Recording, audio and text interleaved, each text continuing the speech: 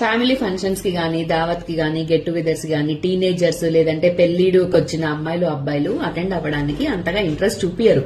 చాలా మంది పేరెంట్స్ కి డౌట్ వస్తుంది, అరే దోస్తులతోటి బయటకు పోయేటప్పుడు బాగానే సోషలైజ్ అవుతారు, అదే చుట్టాలనగానే మూతి ముడుచుకొని కూర్చుంటారు ఎందుకు అని. ఆ డౌట్ ని నేను క్లియర్ చేస్తా.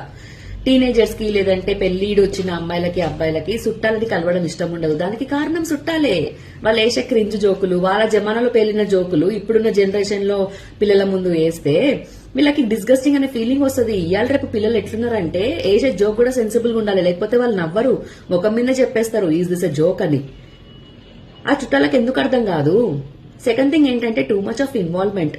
జాబ్ విషయంలో, హైయర్ స్టడీస్ విషయంలో, పెళ్లి విషయంలో టూ మచ్ ఆఫ్ ఇన్వాల్వ్మెంట్. ఇవాళ రేపు టీనేజర్స్ కి ప్రతి ఒక్కరికి ఆన్సర్ ఇవ్వాల్సిన ఇంట్రెస్ట్ ఉండదు. పేరెంట్స్ డిస్కస్ చేస్తారు, అది మ్యారేజ్ అయినా సరే, జాబ్ గురించి అయినా సరే, హైయర్ స్టడీస్ అయినా సరే పేరెంట్స్ డిస్కస్ చేస్తారు, చుట్టాలతో డిస్కస్ చెయ్యరు.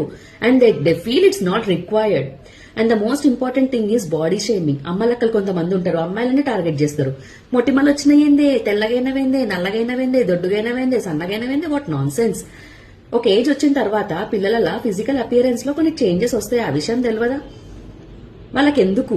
అండ్ బాడీ షేమింగ్ ఎట్లా అంటే ఇంకా పిల్ల ఏడవాలే అట్లా చేస్తారు కొంతమంది. అట్లాంటి చుట్టాలకు ఒక విషయం చెప్తున్నా, body shaming is also a crime. ఆ పిల్లలకి పిచ్చిలేసి మీ మీద కేసు వేస్తే బొక్కలేస్తారు, చూసుకోండి, ఆలోచించి మాట్లాడండి, చుట్టాలందరికీ చెప్తున్నా.